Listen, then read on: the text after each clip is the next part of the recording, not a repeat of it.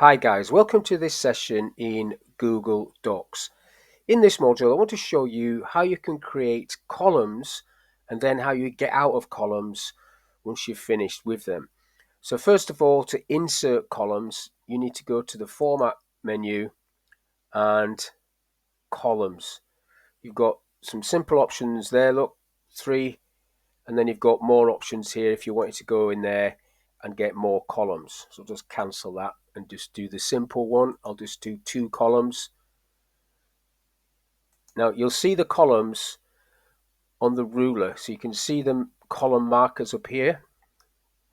Now when you type, so I'm just going to type rubbish, I'm not actually typing words, it just wraps around in the first column. As you can see, as I get to the edge of the column there, it just wraps around like so. You can just keep going down. You would have to basically go all the way down to the bottom of the page before you would come back into this column. You can't physically click into this column because what you have to do is create what's called a column break.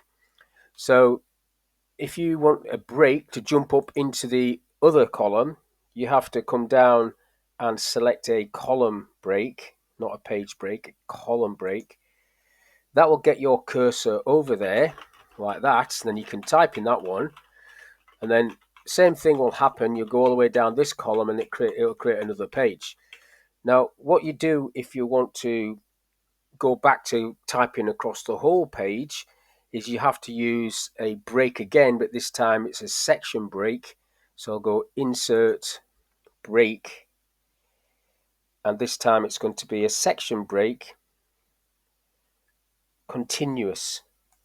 So that comes across here, but I've still got the column markers up there. So what I now need to do is go back to Format and Columns and select one column from this break onwards, and then that will allow me to type all the way across the page again as if there's no columns there at all.